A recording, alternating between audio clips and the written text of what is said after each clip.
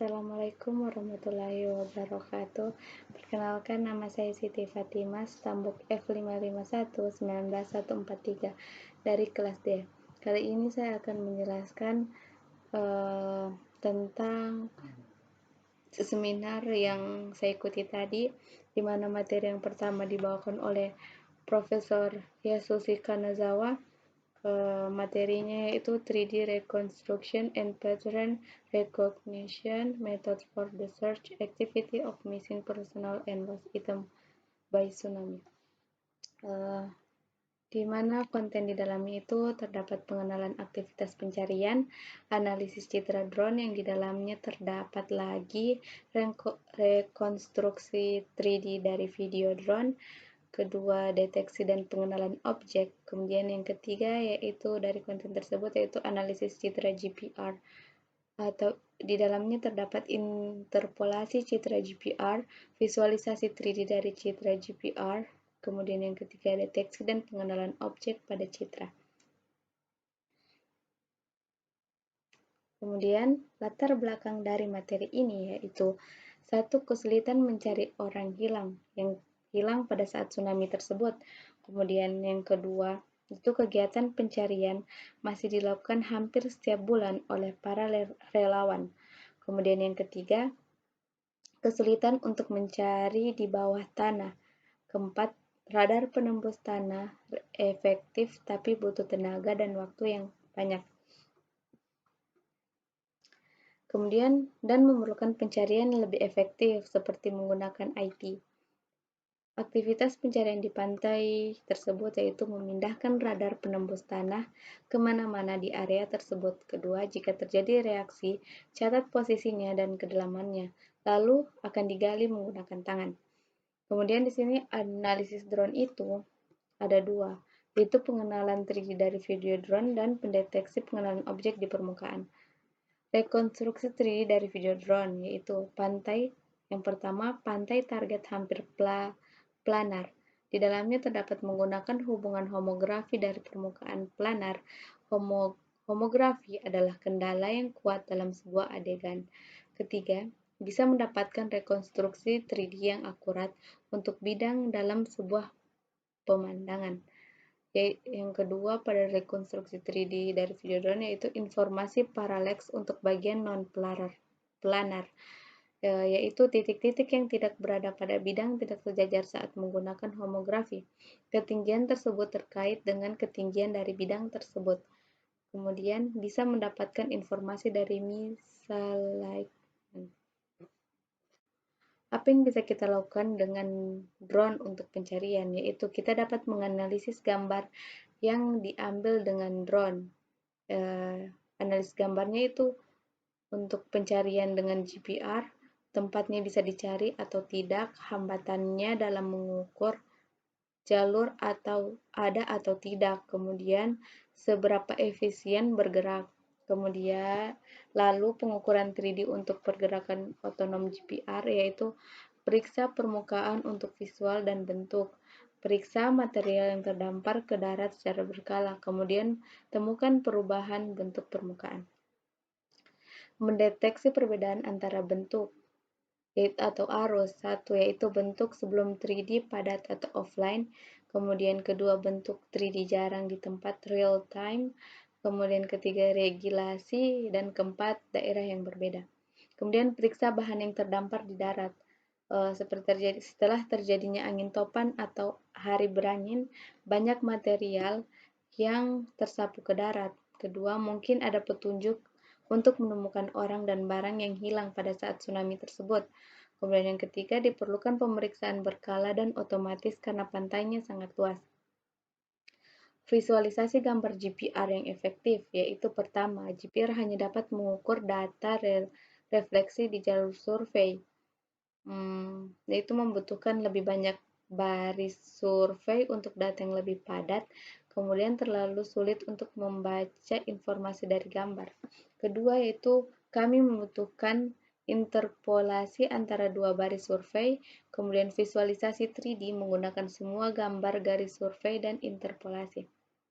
Ground Penetrating Radar atau GPR, yaitu satu, Fungsinya itu dengan memancarkan gelombang radio, ukuran gelombang yang dipantulkan sebagai reaksi. Kemudian dengan perbedaan konstanta di elektrik, kita dapat menemukan objek di bawah tanah. Analisis citra GPR.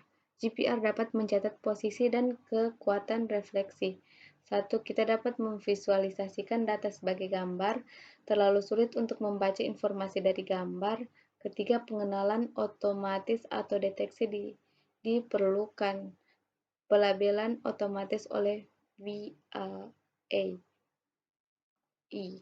dilakukan oleh Kimoto dan Sonoda. 1. Itu refleksi GPR tergantung pada bahan dan ukuran. Kedua, untuk pengakuan yang akurat kita membutuhkan dalam kebenaran yang besar. Ketiga, kita tidak bisa mendapatkan banyak kebenaran dasar karena bawah tanah pelabelan clustering otomatis dengan menggunakan VAI. Materi kedua yaitu yang dibawakan oleh Arif Bramanto Wicaksono Putra, yang isi materinya yaitu A New Concept in Reproduction Stage of Generic Algorithm for Rainfall Prediction. Pengantarnya, algoritma genetik merupakan salah satu metode kecerdasan buatan yang sangat ampuh, tingginya non-realitas dan dikontinuitas yang ada pada sistem tidak mempengaruhi kinerja otomatis yang dihasilkan. Juga tidak mudah untuk terjebak dalam optimasi lokal yang memiliki kinerja yang sangat baik untuk masalah pengoptimalan skala besar. Penelitian ini akan memperkenalkan konsep baru dalam algoritma genetik, yaitu dengan reproduksi jenis tambahan menggunakan konsep pembelahan diri pada hewan bersel tunggal protozoa. Reproduksi bertujuan untuk mempercepat proses menuju solusi yang optimal, meminimalkan jumlah generasi. Skema evolusi genetik untuk pemodelan data rangkaian waktu curah hujan. Yang pertama itu deskripsi masalah. Uraian jumlah hari hujan dalam 1 bulan berpengaruh terhadap besarnya curah hujan.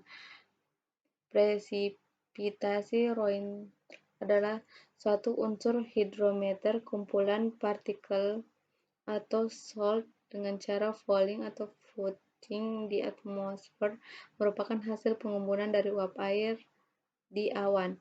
Mendefinisikan individu. Individu adalah komposisi nilai yang menyatakan solusi suatu masalah.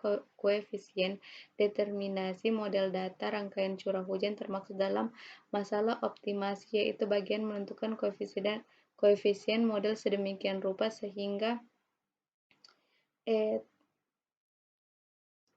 kemudian ketika penentuan bentuk kromosom. Ada berbagai macam bentuk kromosom. Kemudian keempat D yaitu menentukan nilai fitness. Nilai fitness merupakan ukuran seberapa baik solusi yang diungkapkan oleh seorang individu. Kemudian yang E membangun data latih, curah hujan, suhu hujan, kelembapan, tekanan udara, dan kecepatan angin diperoleh stasiun cuaca di kota Samarinda umpamanya. Kemudian decoding atau konversi dari individu ke solusi. Seperti disebutkan sebelumnya, individu didefinisikan sebagai kumpulan koefisien model deret waktu. Kemudian ke G, strategi pembangkitan populasi awal. Populasi awal diperlukan untuk memilih sejumlah individu yang akan ditetapkan sebagai generasi. Kemudian H itu elitisme. Elitisme adalah pemilihan individu yang memiliki kebugaran terbaik sebagai individu yang unggul di setiap generasi. Nilai fitness terbaik dari seorang individu akan dibandingkan dengan elitisme. Jika lebih besar dari elitisme, maka individu tersebut menjadi elitisme. Kemudian I, strategi seleksi orang tua. Semua individu di setiap generasi adalah calon orang tua. Salah satu metode pemilihan adalah dengan roda reproduksi genetik dari inti dari adalah hubungan mengubah nilai-nilai gen pada setiap individu pada setiap generasi untuk menghasilkan populasi yang paling optimal. Proses perubahan nilai gen dilakukan melalui tahapan reproduksi genetik, yaitu reproduksi pertama, persilangan antara orang tua. Kemudian yang kedua, reproduksi kedua, mutasi gen untuk induk yang dipilih kromosom dengan teknik tertentu. Sekian, wabillahi taufiq wal hidayah. Wassalamualaikum warahmatullahi wabarakatuh.